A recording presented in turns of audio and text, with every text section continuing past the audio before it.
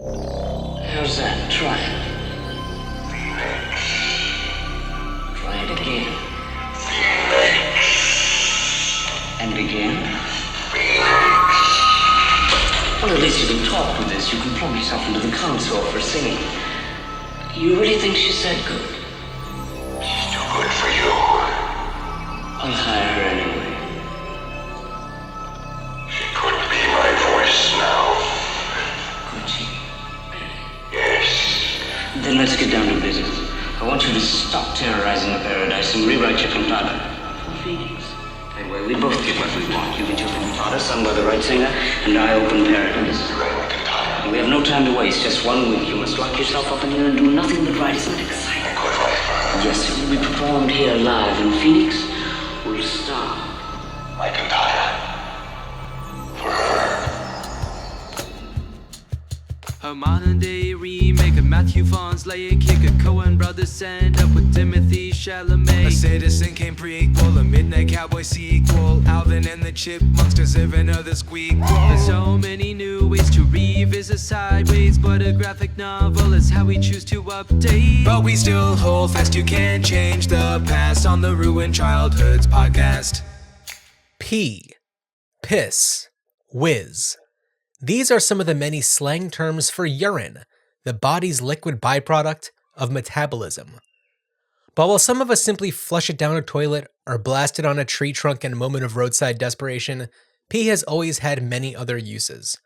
Some have used a diluted urine mixture to fertilize plants. Since urine breaks down into ammonia, it's been used as a cleaning agent. The ancient Romans even used it to clean their teeth. Since pee is rich in nitrogen, it was used to create gunpowder, and if you're a dog, you'll use piss to claim your territory. Some historical uses for pee flow into the pseudosciences. German alchemist Henning Brand discovered white phosphorus as he distilled fermented pee in an attempt to extract gold. Alchemy, though most associated with transforming objects into the precious metal, is a way to purify, mature, and perfect many materials, a practice that dates back to the first few centuries in the Common Era and was popular in China, India, the Middle East, and Europe. Aside from the physical practice of alchemy, it has strong roots in philosophy. Aristotle in Empedocles explained that all things in the universe were formed using only earth, air, water, and fire, and that each element has a sphere to which it belonged and to which it would return if left undisturbed. As any child of the 80s and 90s knows, when earth, wind, water, and fire are combined, plus heart, the fifth element, we summon Captain Planet. First airing in 1990, Captain Planet and the Planeteers was an edutainment series to inform children about environmentalism. The animated series featured voices of many mainstream talents of the time, including Jeff Goldblum, Meg Ryan, and Martin Sheen of the 2001 film O. But more notably, there were two actors who voiced Gaia, Earth's spirit, who connected the 5 elements with teens from across the world. For seasons 1 through 3, Gaia was voiced by Whoopi Goldberg, and for seasons 4 through 6, she was voiced by Margot Kidder. Kidder is best known for her work as Lois Lane in the Christopher Reeve Superman movies, released between 1978 and 1987, but Kidder acted in dozens of other movies and television shows until her tragic and untimely death in 2018. She won a Genie Award for Best Actress as Rita in 1981's Heartaches. She was nominated for a Saturn Award for Best Actress for her role as Kathy Lutz in 1979's Amityville Horror. And in 1973, she played a dual role as conjoined twins in the film Sisters. Inspired by the films of Alfred Hitchcock, Sisters is seen as one of the great American films of the 1970s, and is appreciated for its risk-taking visual style and clever editing to give the impression that Kidder's two personas are physically connected. Of course, this praise falls on the film's director, Brian De Palma.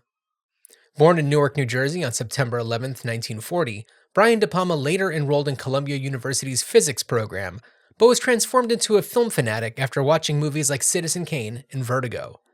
Ditching the sciences, De Palma got his MA at Sarah Lawrence College, which had recently started to admit male students. It was at Sarah Lawrence that De Palma met his mentor, drama teacher Wilford Leach, with whom De Palma would write and direct one of his first films, The Wedding Party, starring Robert De Niro, the star of an earlier De Palma film called Greetings. But Brian De Palma would also pay tribute to his mentor with the lead character's name in his 1974 film, which happens to be our film of the week. Greetings, Starfighters. This is Ruined Childhoods, and on this episode, we celebrate Brian De Palma's rock opera, a true cult classic, Phantom of the Paradise, a rock and roll adaptation of Faust that pays homage to classics The Phantom of the Opera and The Picture of Dorian Gray, while at the same time taking the piss out of them.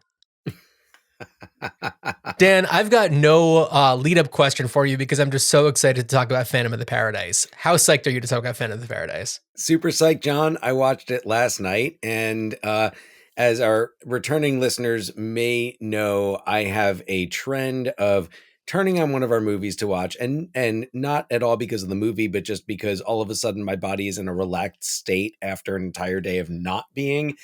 I drift off to sleep. So Totally understandable. Well, last night, beginning to end, from the Fox fanfare to the final credits, I sat back and indulged in Phantom of the Paradise, which was not my first viewing, but definitely the first time that I was able, my first sober viewing, to be honest. Oh, and okay. Also my first, I think partially due to that, my first beginning to end viewing. Well, also, this is a movie that I think is best viewed with other people. And so to watch it solo, I felt for me, I was like, oh, I don't think I've ever watched this just by myself before. Because it's one where, I don't know, I feel like there's a communal aspect to it. I mean, it predates Rocky Horror by a year. And I feel like outshines it in every conceivable way. Yes. And by the way, like 20th Century Fox, kudos to you for doing some batshit crazy stuff. You earned Star Wars. Yeah. Like I look at like just 20th Century Fox in the 70s. It was between, I mean, I guess it was just Rocky Horror. And there were some other crazy musicals in the 70s. Tommy, which wasn't done by Fox, but that was another batshit crazy one where I'm like, wow, I love that a major studio just gave them money and said, go for it. Yeah. And Phantom of the Paradise, I know De Palma had a hard time getting made. As lore has it, I mean, it was written around the same time as he did Sisters, and it was just a harder one to sell. Sisters had more of a mass appeal quality to it, whereas a rock opera based on Faust is certainly, I mean, as the character of Winslow Leach can attest to, a very special type of property that you don't want messed with too badly. And De Palma, as the story goes, wasn't having much luck until he ran into Paul Williams, who championed the film and of course co-wrote and wrote so many of its amazing songs. Oscar nominated. And I mean, Paul Williams, who is an Oscar-winning songwriter for A Star Is Born, the Barbra Streisand, Chris Christopherson one, and beyond that, like We've Only Just Begun, like Schmaltz. That's what he was. I think that's what he was associated with up until that point. Was that more like? Yeah, well, he was a songwriter for hire, and did a lot of stuff that is well remembered, but not necessarily because of his involvement, unless like the Rainbow Connection, which I think that we talked a lot about Paul Williams when we did our Smokey and the Bandit episode. That was one of his acting roles that did not involve music. Another movie associated with a song, but not one that was written by Paul. But purely what an incredible talent and such a great showcase for him as an actor and musician. Absolutely, and he got to do so much with this. I was reading some interviews with him where he talked about having the opportunity to write in the style of so much of the music he loved, like for the Juicy Fruits, that doo-wop number that opens the movie, and the Beach Boys, they do a beach number, and they what do they call the Beach Bums is there? Yeah. They're the Juicy Fruits, the Beach Bums, and the Undeads, which is led by these three actors, Archie Hahn, George Mamoli, and I'm not seeing the name of the other one in front of me right now. Archie Hahn, though. Dan, do you know what movie Archie Hahn is in that we certainly love? You know, I knew there was something, and I didn't look. I felt like it would be cheating. Okay, here we go. Yeah. We have not talked about this movie on the podcast, but we have talked about a movie that preceded it in its franchise by one film. So that is to say, Oh, he's in Police Academy 5. Yep. Mm-hmm. That's right. Yeah, he's in Assignment Miami Beach. Assignment Miami Beach. He's one of the goons Yeah. of the bad guys. He was also the first American to appear on the original BBC Whose Line Is It Anyway? And I remembered that. That's what I remember from. I was like, I'm like, he's a comedian. When I saw him, I was like, I know that guy. I know who that is. That's so funny. Yeah, 100%. He is so funny. Yeah. Yeah. Oh, and by the way, I misspoke. George Mamoli plays Philbin, who is Swan's kind of right hand. Archie Hahn, Jeff Comenor, and Harold Oblong are the Juicy Fruits, Beach Bums, and the Undeads. And also, it's just like, oh right, yeah. The Juicy Fruits is such a great name for a Sha-na-na type like revival 50s, but in the 70s band. Yeah, I love it.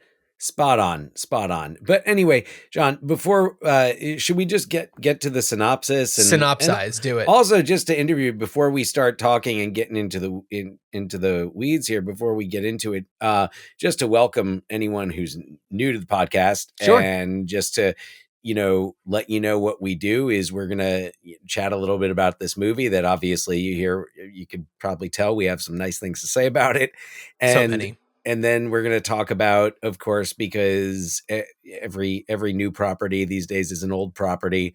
What would we do if I guess Disney owns it now? I don't know. Like, what do we do if we're told, okay, you've got a blank check and you could do anything you want to revive Phantom of the Paradise? Right. Yes. And we you know what? Sometimes we reserve the right to say nothing. That's only happened a few times. It's rare. It's rare. But also, it's we don't always talk about it in the case of like a movie. So it's not always like a prequel or a reboot. Sometimes it is like a theme park attraction. I was just, John, I was just thinking that, and that's not what I have down. But as I was thinking, and I was like, that's a fantastic, that's my idea. So the Phantom of the Paradise experience. Well, we'll get to that in a little while. Disney. Yeah. Oh my God. How weird would it be if suddenly at Disneyland or Disney World, there was like the whole Phantom of the Paradise experience? I mean, this film, it's popular because of its cult status. It did not start popular outside of Winnipeg. Right. Yeah. I read that too. I guess in Winnipeg was the only, theater that ran it for like several months or something like that. Yeah. Yeah. That's fun. No, the Disney Phantom of the Paradise, it would be weird if that happened. Yeah. On the last episode, Dan made a comment that can apply to, I think, every movie we do on the show, to the point where we may just change the name of the show to "It Would Be Weird If That Happened," because wouldn't it be weird if this plot happened? And Dan, why don't you tell everybody what that is? A singer-songwriter's Faustian cantata catches the ear of music producer Swan, who controls the world's popular music.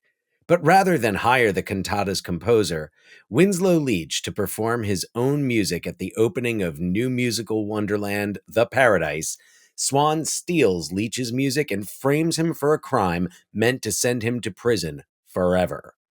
While serving time in Sing Sing, Leach is transformed into a vengeful monster who escapes and wreaks havoc on the Paradise, eventually teaming up with Swan to continue writing music and oversee the production of his Faust cantata. One condition being that Leach's true love, Phoenix, performs as the lead vocalist. But the scheme Swan has arranged is nothing short of Faustian. As Swan, we have Paul Williams, As Leech, we have William Finley. As Phoenix, we have Jessica Harper. Coming in later in the film as, I guess, glam rock icon. Glam rock icon Beef.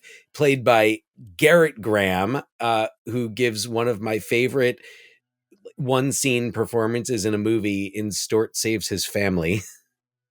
You remember placing him? Oh, well, I know him from other movies, but I'm trying to think of him in Stort Saves His Family. You want that on the side? On the salad! Oh, right. Wow, I forgot that was him. Oh, yeah, no, and he's in another movie that I watch a lot because in my work as a high school language arts teacher, I teach the memoir This Boy's Life, which was adapted into a film in which Garrett Graham has a supporting role. So. I know him, I think, best, aside from Phantom of the Paradise, from My Girl 2. Oh, I remember now that he's in that. I mean, that's... Okay, let me connect the dots. There. So we have Veda Sultanfuss. She goes to visit LA to find out about her mother's past. She's staying with her uncle, canonically Dan Aykroyd's brother, and his long-term girlfriend and her son. The girlfriend and the uncle work at a mechanic shop. I think she owns it. Okay. And a guy comes in like a vintage Jaguar and is like hitting on her repeatedly throughout the movie. And that is Garrett Graham. Yeah.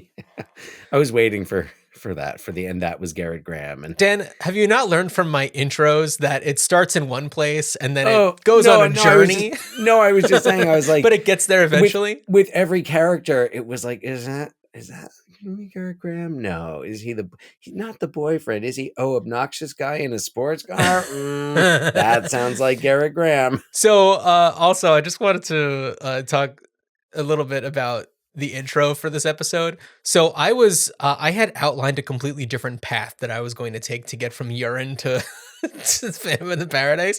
So originally I was going to go from urine to alchemy to the manga Full Metal Alchemist, which is listed on the Wikipedia page for Faust for the, works inspired by or that include like the story of Faust. And I guess Full Metal Alchemist goes into that world.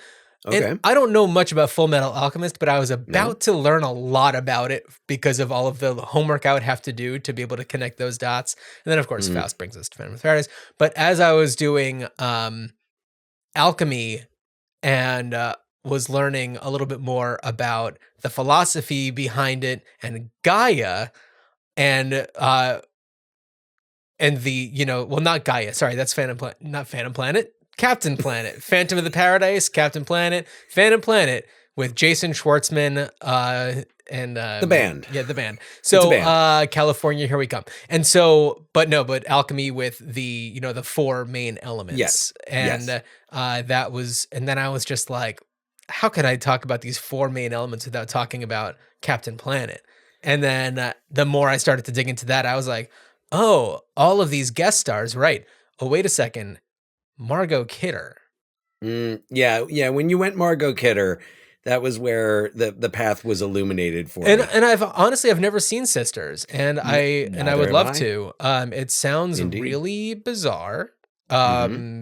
And the more I read about it, the more I was like, oh, this is actually one that critics like. Because reading the description, it's like, this could be very not good.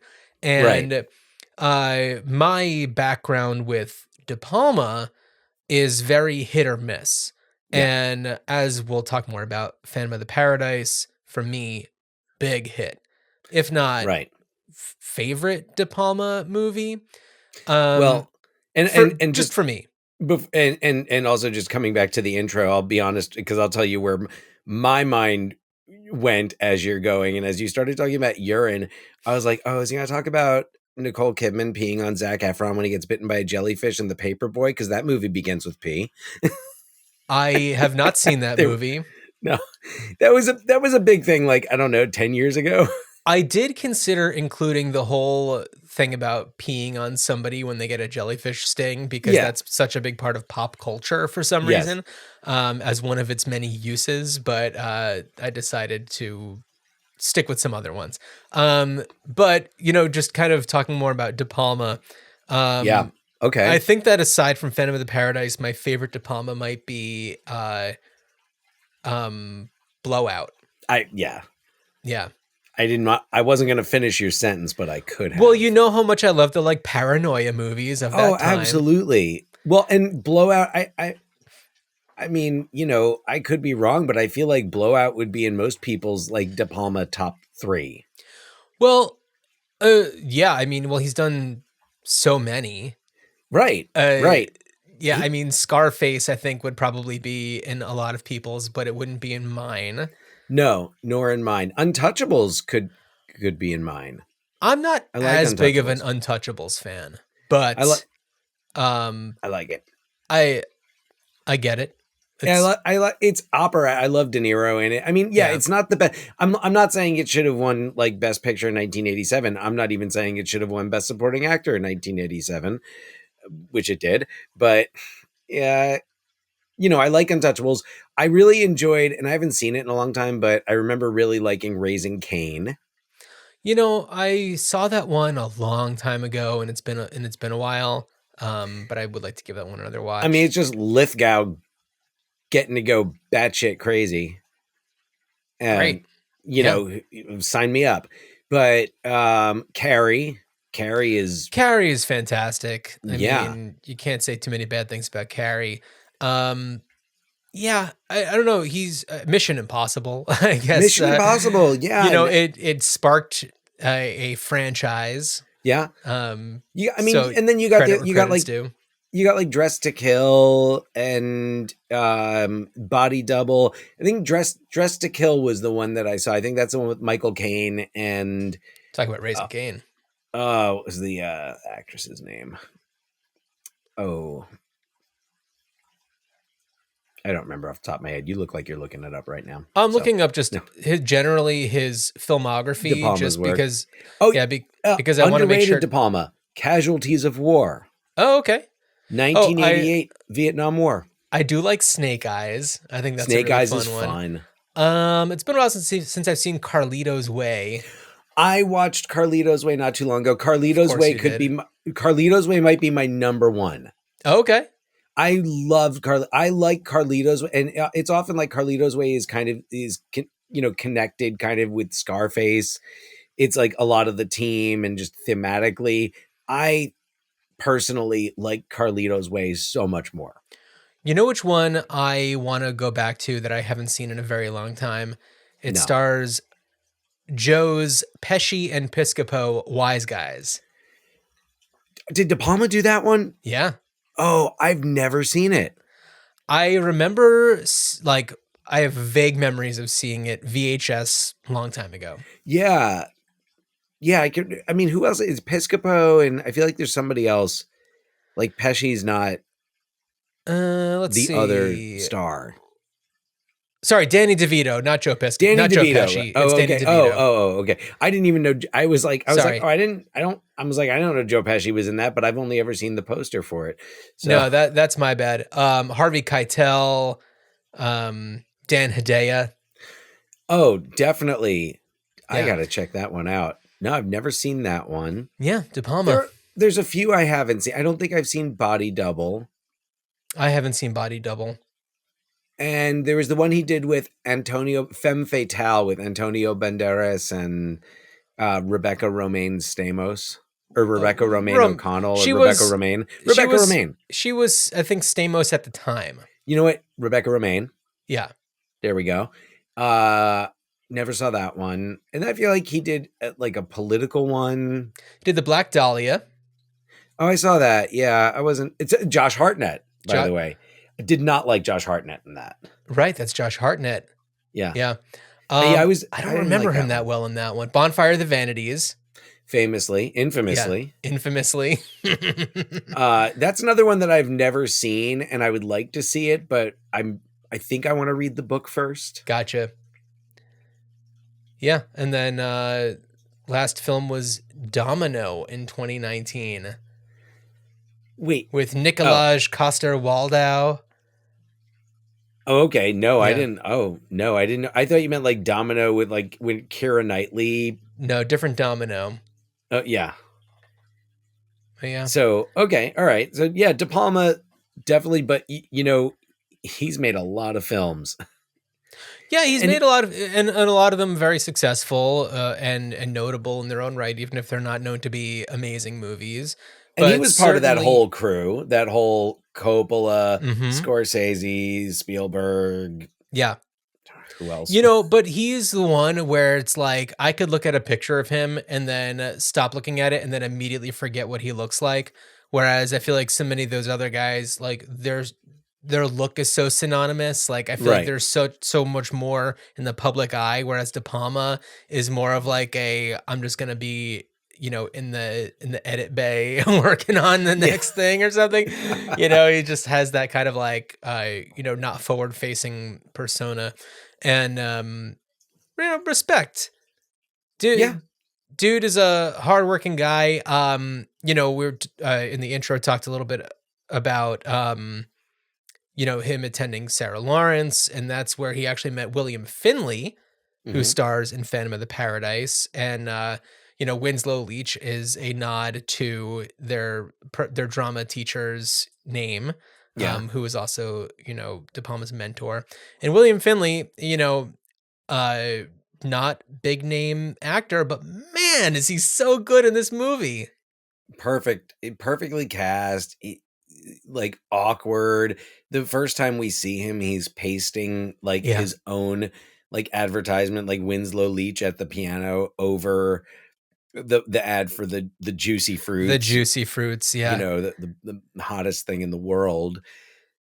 And he, you know, the character reminded me of, and of course, I don't think at the time, especially because this was 1974 and he wasn't, you know, like big yet, but he reminded me of like Jim Steinman. It felt like yeah. just from everything I know about Jim Steinman, who, for those unfamiliar, composed the music, Meatloaf's "Bat Out of Hell," Total Eclipse of the Heart. He wrote that.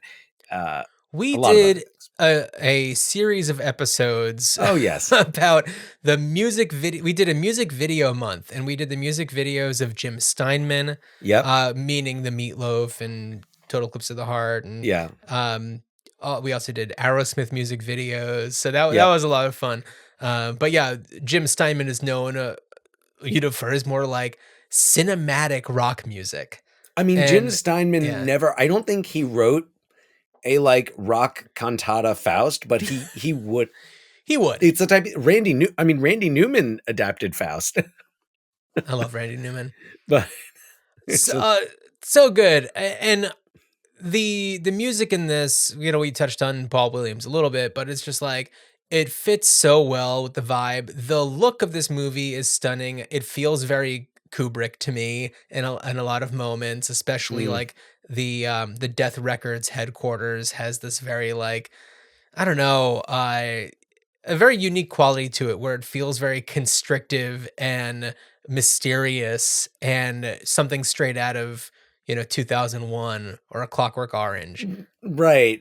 Yeah, I get that. It's absolutely like that, like neo-futuristic. And also style. like Swan's desk is a gigantic record Yeah, he just sits in the middle of it. and he sits in the middle of it. It's like, how do you get in and do you have to crawl on the floor or do you like raise up from the floor beneath it like on a lift or something? I don't know. I thought he just climbed the edge of the. He was just, you know. Do you hoisted slide himself do you out. slide along the top? How To does it get- happen? maybe to get into it? That would be fun. That would be fun. Yeah, But Yeah. it's just like it's crazy. it's weird. crazy, but when you watch the movie, it's like it makes sense in the context of the world of this movie, where all Absolutely. music is decided upon. Like the popularity of music is decided on by one person Yeah. across the world. Yeah. Amazing. Yep.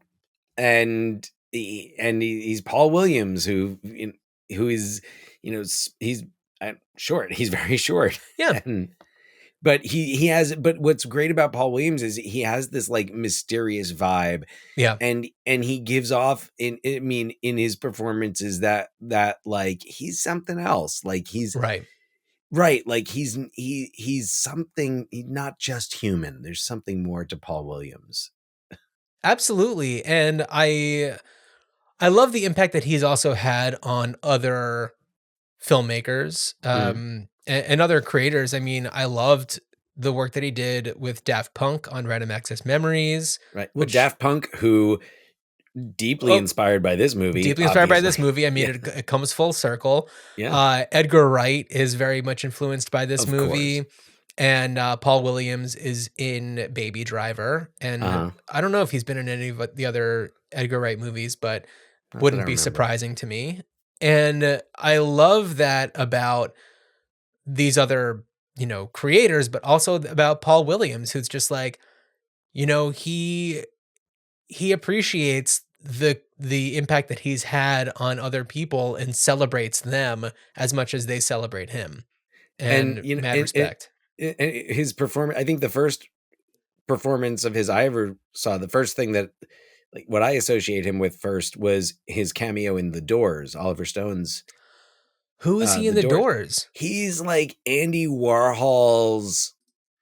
He's like one of the. He's in the Andy Warhol party scene. Got it.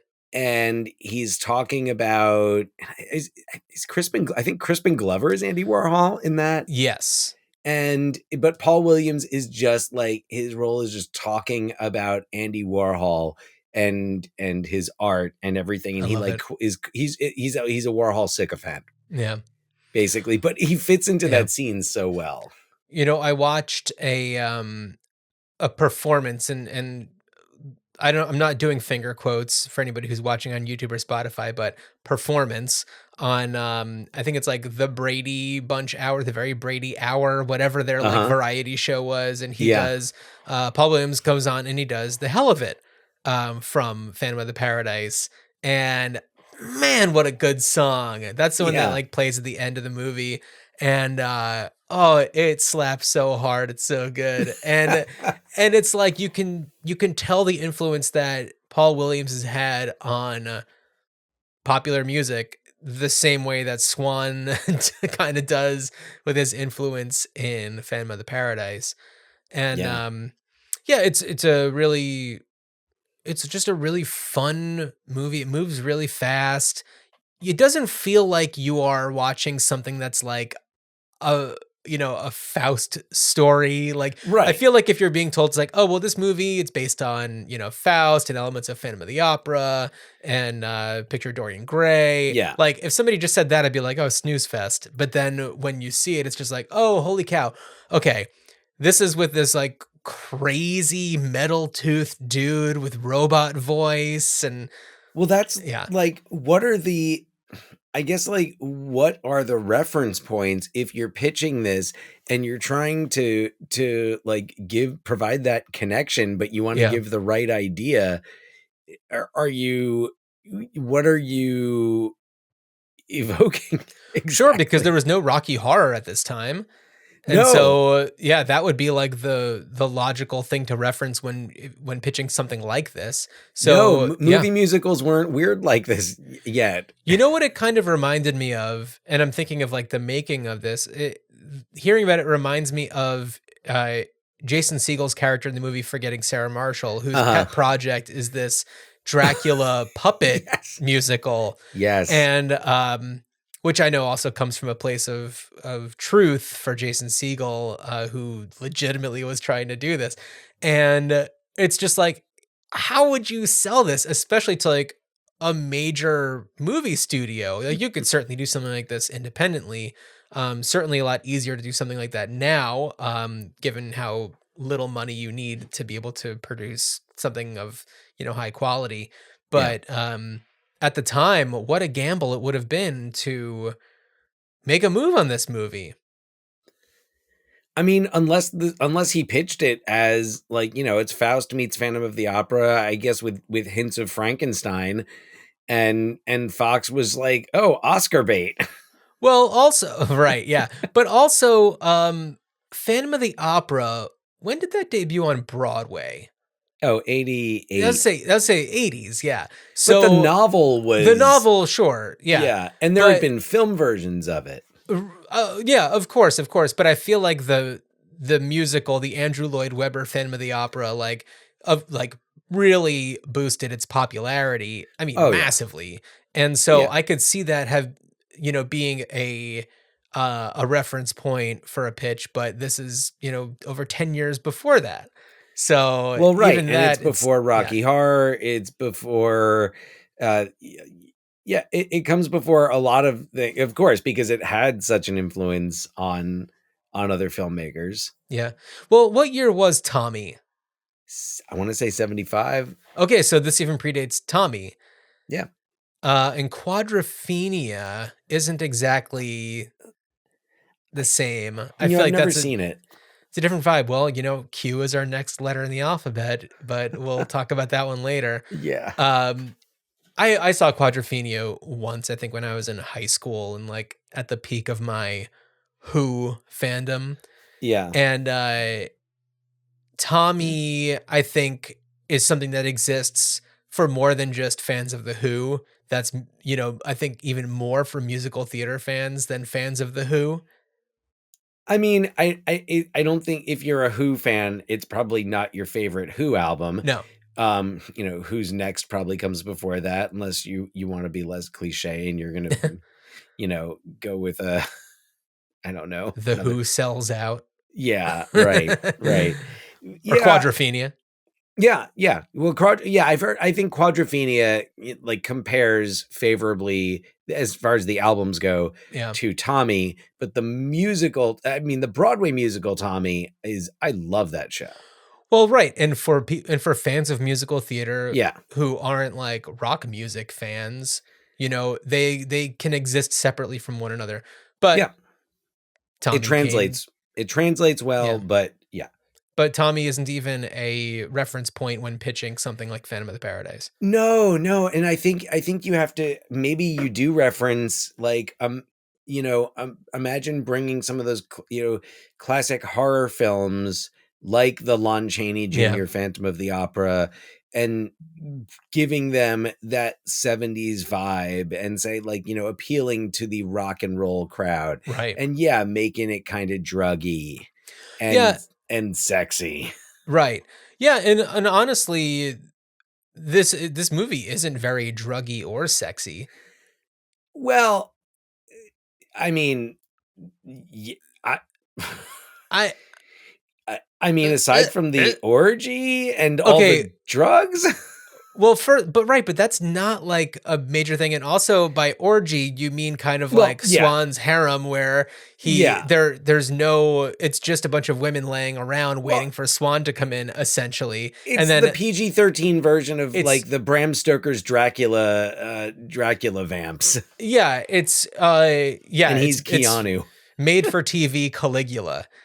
And but like that's not what I think stands out most about this. It's mostly the ways that like William Finley, when he's kind of being transformed into this phantom, being in prison and going mad and getting his teeth replaced with these like metal teeth and like getting his head squished by a vinyl pressing plant and kind of descending into madness. And then the look of him then in this, this small room with all of this like audio gadgetry going on where he's composing and he's observing and he's just kind of being part of the paradise. Like that's what stands out most about this movie. Well, yeah, no, I'm not saying, but I think the drugs more so than the sex are part of the plot. They're fed. That's what Philbin is. That it starts with Philbin talking about like, I gave this girl all the drugs and everything, and he's when Philbin is first. When we meet Philbin, we don't see Swan, but he's talking to Swan, and he's basically saying that there's this performer. I think her name is Annette, and he's like, she's becoming a problem. She's at the top of the charts, but she's really an issue. And then that is just all to explain that Swan has the power to make her go away overnight. Right. Even though she's essentially Taylor Swift, he can make the world forget about her in 24 hours. Right. And Right. it's not a major plot point. It's just kind of an example of, Swan's power.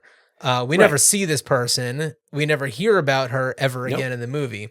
No. You expect to hear some sort of resolution about like somebody just being like, "Hey, whatever happened to Annette?" Something like that. That doesn't happen because this movie is, beyond that kind of a thing. The only other drugs, so to speak, are when there are drugs planted on Winslow when he is arrested.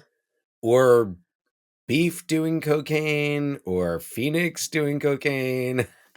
I just don't think of those as being like major Swan plot giving points. It's not, but it's a sign. They're not plot points, but it's characterization, and I think the drugs are important. Like that's how like Swan's giving.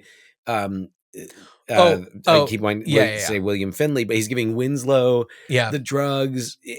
There's the drugs to wake you up, the drugs to make you sleep, and of course, a lot of that is associated with the music industry, especially at that time.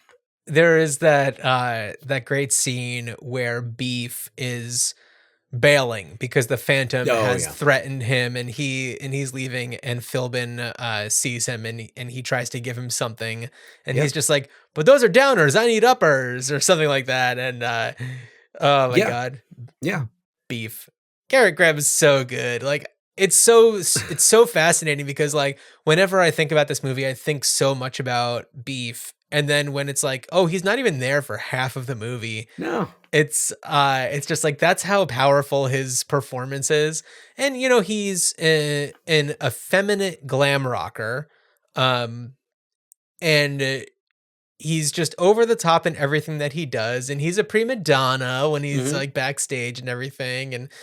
And he's introduced in just the most glorious way.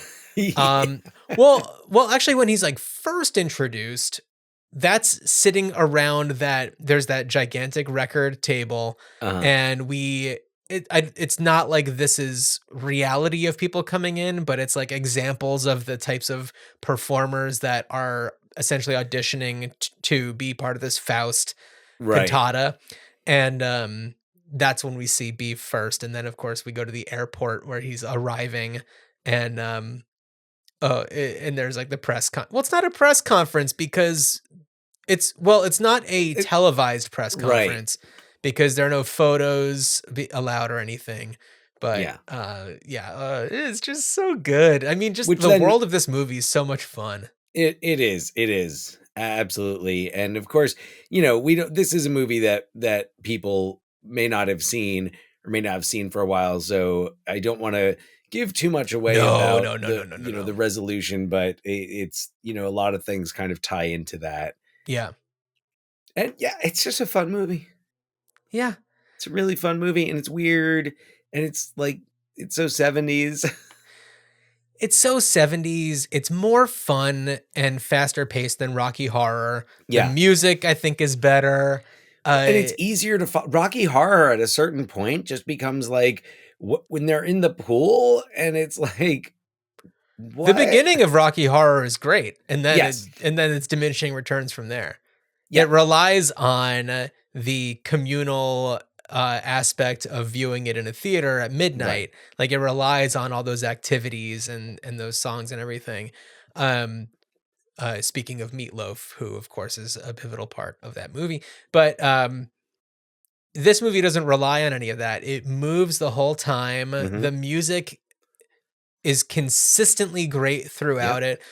It's also diverse musically. It starts off with the Juicy Fruits doing their doo-wop, and you hear the whole song. Yeah. Every one of these songs is given like full beginning to end exposure.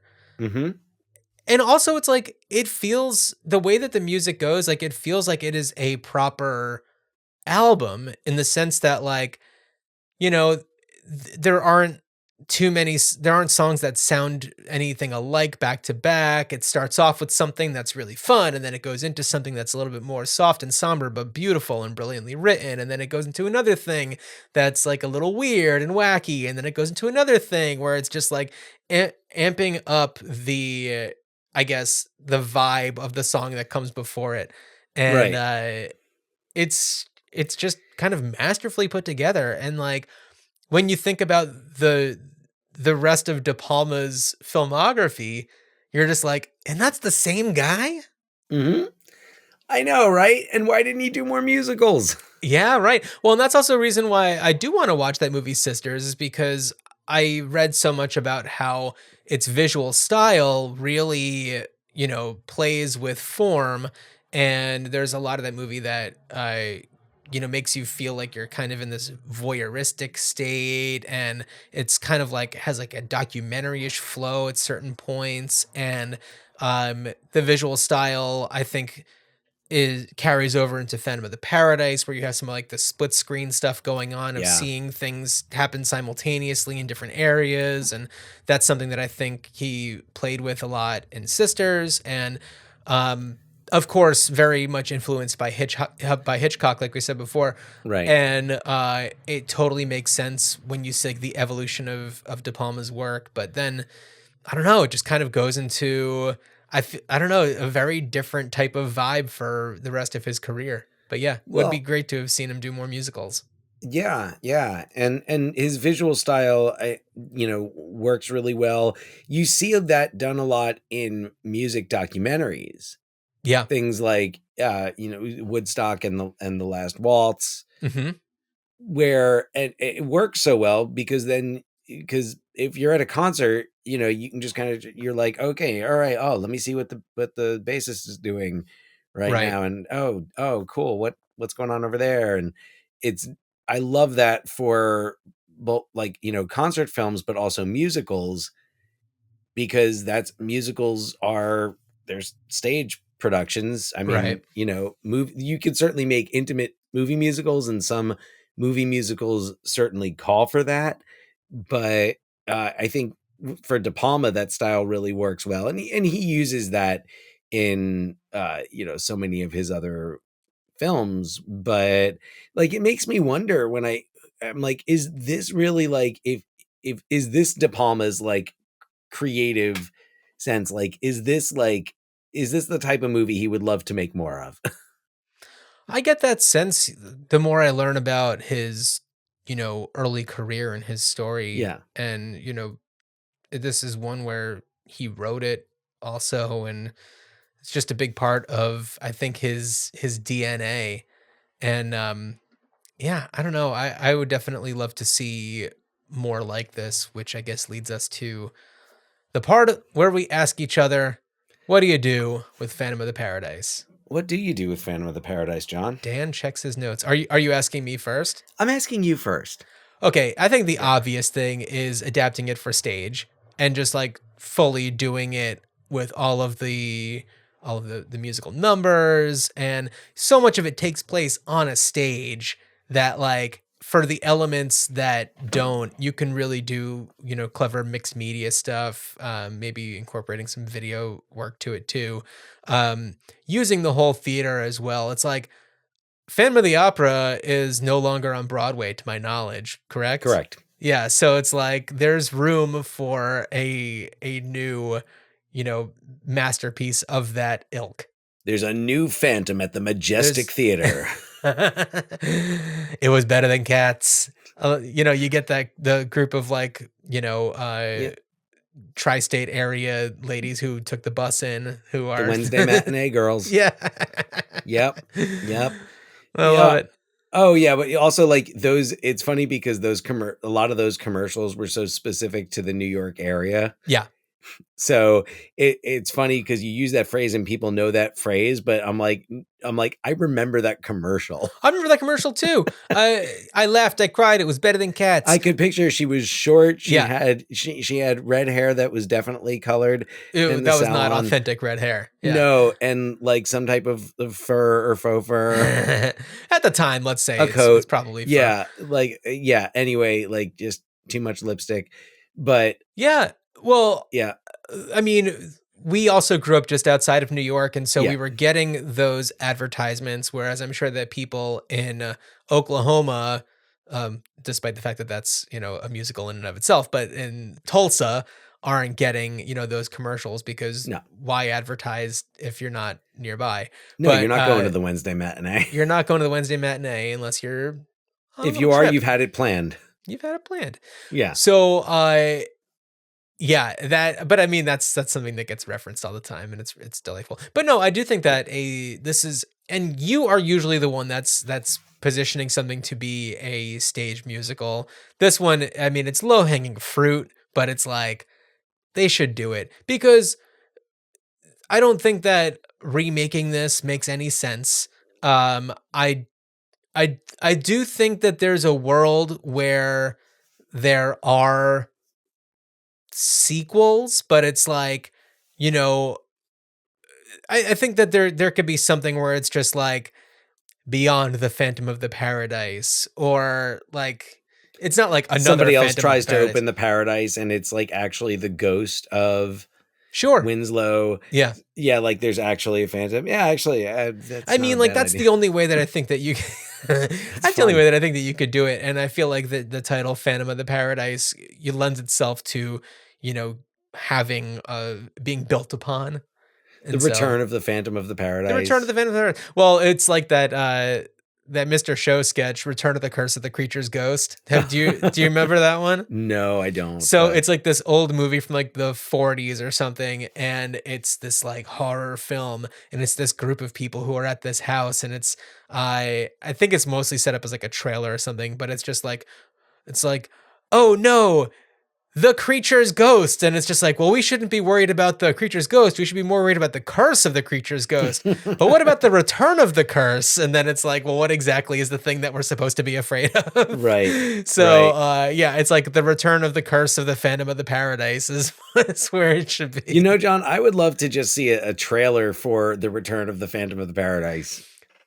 All right, let's Or make it something like happen. that. Like Paul just- Williams is still out there. Let's get him on board. Yeah, I mean, De Palma is still still out there. Yeah, Yeah. I don't I mean, know I if don't- he's working at all, but I doubt he's looking to, remake Phantom of the Paradise or make a sequel to it.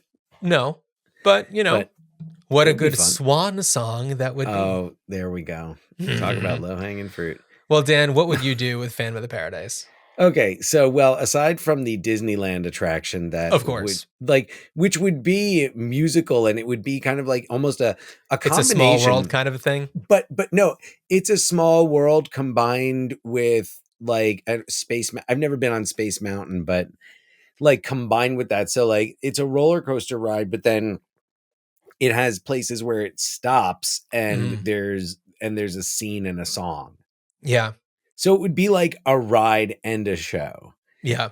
But I think more realistically, so I thought about the idea of adapting it to a musical, and I thought about the things that I really like about the movie, and it kind of felt that I was like, there are certain things that I feel like that you'd lose something with it on stage versus on screen, where you're getting close-ups, you're seeing reactions, more accurately. And I'm sure it can, I'm sure it could work and be done, but I was like, well, what's the thrill of it? And then I thought about a kind of theater experience that I went to, and I don't know if it's still going in New York, but it was basically this old hotel or this building. I think it was a hotel that they used to stage this interactive production of Macbeth called it was called Sleep No More. Oh, Sleep No More. Yeah, Yeah. of course. And you'd go and you could pick different characters and follow them and see what they're doing, and then watch, and then they like go into a scene, and the different rooms are set up differently, so like you'd be able to watch Winslow in his in his little recording studio Mhm. in the paradise. You'd be able to to go to like Swan's office, or follow Swan, follow what he's doing, Yeah. follow what's his name again, Swan's assistant. Philbin. Philbin. You follow Jessica and follow her through her story, and Well, yeah, we haven't even talked about or Jessica not Harper Jessica, as Phoenix. Yeah. Phoenix. Yeah. Yeah, Jessica Harper as Phoenix, Jessica Harper from Suspiria. And man, so great performance, love her in it. She's perfect. But another one of those great moments where you get like the whole song is Yeah. when she sings for Swan. Right. And she does that whole like number, and she dances, and she's like looking back up at him Yeah. all the time, but also with this like, I'm walking out the door after this, and you can either call me or not. Right. I mean, she wants it so desperately, and and he asks like, what would you do to get this? And she's like, I'd give you anything. And he goes, would you give me your voice? And oh man, it sets off such a Even you know crazy. what though, as you're recounting that exchange, it even reminds me of, again, something that was not released yet, but from the Bat Out of Hell album, the exchange before Hot Summer Nights. Would you Oh. offer your throat to the wolf with the red roses? Oh, weird. Yeah, 70s, right? Oh, the 70s. Yeah. Uh, and also, shout out to Rod Serling, who does the introductory narration. So that's fun. Oh, so also, just in addition to what I've already proposed as my ideas, I would love to see this in a movie theater with an audience. Yeah, well, How I about mean, that? that's always a top of the list item for us. It would show at my revival house. Sure, yeah. The it would be weird if this happened theater. Yeah, absolutely. Every movie playing there, you'd sit there and watch it and think it would be weird if this It happened. would be weird if this happened. Well, Dan, before you tell everybody what we're going to be covering on our Q episode as we go up and down the alphabet for an entire year, thank you to everybody for listening or watching us on YouTube or Spotify. We really appreciate it. Send us your thoughts, ruinchildhoodspod@gmail.com. Leave us comments on YouTube and Spotify and whatever. Rate and review the show. We really appreciate it. We are having so much fun in this series, and it's kind of strange. We're past the first quarter, I guess, Yeah. of our series. We've So just wrapped up LMNOP. we've wrapped up LMNOP. But Dan, what is Q? Q is The Winged Serpent. Q the Winged Serpent from 1982, written and directed by Larry Cohn, starring David Carradine, Michael Moriarty, Candy Clark, Richard Roundtree, and I assume a giant winged serpent. And a giant winged serpent. Yeah. I Can't can't wait. wait. I First can't time wait. watching it. Same here. I watched the trailer earlier and I was just like, oh boy, here we go. That's going to be a fun one. It's going to be a blast. It's going to be more fun, more weirdness. It's wacky. It's Q. It's the Winged Q. Serpent. Well, Dan, as you are escaping from Sing Sing, I wish you a good journey. And as I'm escaping on a winged serpent from Sing Sing, good journey.